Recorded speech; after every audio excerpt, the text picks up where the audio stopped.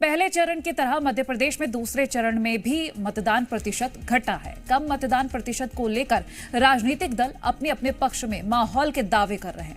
BJP अपनी लहर बताकर बम्पर जीत का दावा कर रही है, तो वहीं कांग्रेस कम मतदान को लेकर बीजेपी के अंतर्कलह और INDIA गठबंधन का प्रभाव बता रही है।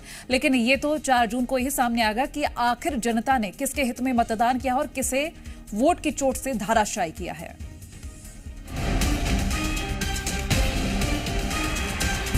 मतदान का प्रतिशत कम होना भाजपा का अंतर्कलह साबित करता है। जो परसेंटेज हुआ उसमें भाजपा का 20% से ज्यादा अंदाज लग रहा है।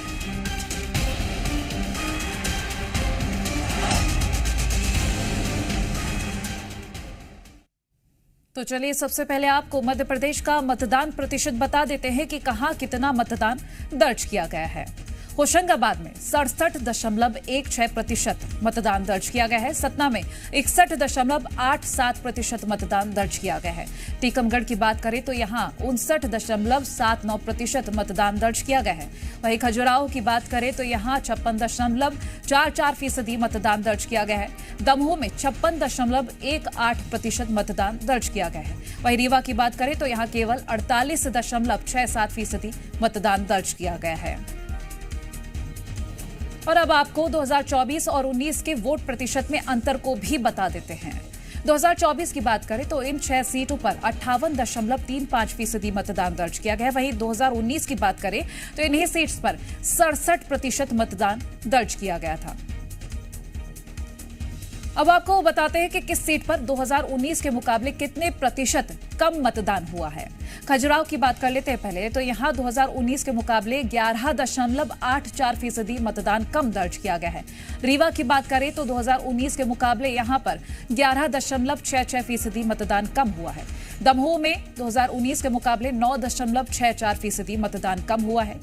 सतना में 2019 के मुकाबले में 8.94% मतदान कम दर्ज किया गया है। टीकमगढ़ की बात करें तो यहां 2019 के मुकाबले 6.78% मतदान कम हुआ है। वहीं होशंगाबाद की बात करें तो 2019 के मुकाबले यहां 6.31% मतदान कम हुआ है। पहले चरण के बाद दूसरे चरण में भी मतदान प्रतिशत कम दर्ज किया गया है और इसे सियासी दल अलग अलग चश्मे से देख रहे हैं। मतदान कम दर्ज होने के बाद पूर्व मुख्यमंत्री कमलनाथ ने सोशल मीडिया पर एक पोस्ट कर लिखा है कि लोकसभा चुनाव के पहले और दूसरे चरण के मतदान के बाद स्पष्ट हो गया है कि देश की जनता ने नफरत की राजनीति को नकार दिया है। मध्य प्रदेश की 6 सीटों समेत पूरे देश की 88 सीटों पर कांग्रेस बेहद मजबूत स्थिति में है। जनता ने कांग्रेस के 5 न्याय का समर्थन कर देश में परिवर्तन के लिए मतदान किया है। कांग्रेस और इसके घटक दलों के समर्थन में मतदान करने के लिए देश मध्य प्रदेश के मतदाताओं का हृदय से आभार करता है। और याद रखें, आपका एक वोट आपको रोजगार दिला सकता है, आपका एक वोट महंगाई कम कर सकता है, आपका एक वोट आपको कर्ज मुक्त कर सकता है, आपका एक वोट आपको फसलों के सही दाम दिला सकता है, आपका एक वोट आपके घर में खुशहाली ला सकता है।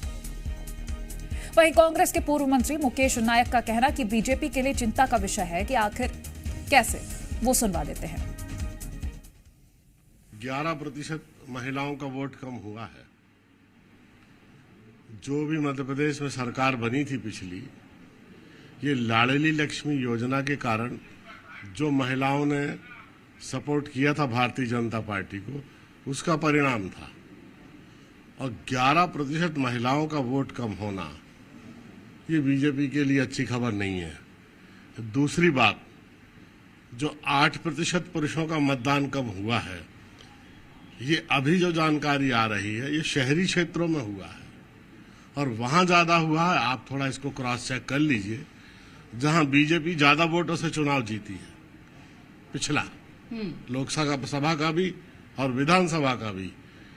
एक बहुत आश्चर्यजनक उदासीनता मतदाताओं में दिखी इस लोकसभा के चुनाव में। जिस तरह से वोट परसेंट गिरा है, ये बहुत अनुमान के विपरीत है। अब जिन राज्यों में 29 में से 29 सीट इनकी हैं, जिन राज्यों में 30 में से 30 सीट उनकी हैं, तो कांग्रेस के लिए खोने के लिए है क्या? जो कुछ भी नुकसान होना है बीजेपी का ही होना है। और वहीं मध्य प्रदेश में मुख्यमंत्री डॉक्टर मोहन यादव का इस मामले पर क्या कुछ कहना है, जरा वो भी सुन लीजिए।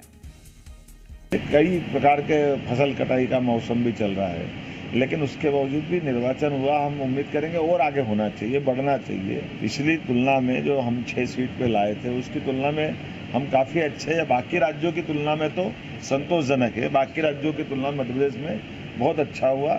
उम्मीद करेंगे 100% हो, क्या बुरा है? नहीं, बहुत अच्छा हुआ है। और इससे ज़्यादा अच्छा ये हुआ कि जो परसेंटेज हुआ उसमें भाजपा का 20% से ज़्यादा अंदाज लग रहा है कि कांग्रेस को 20% से ज़्यादा पीछे छोड़ रहा हूँ।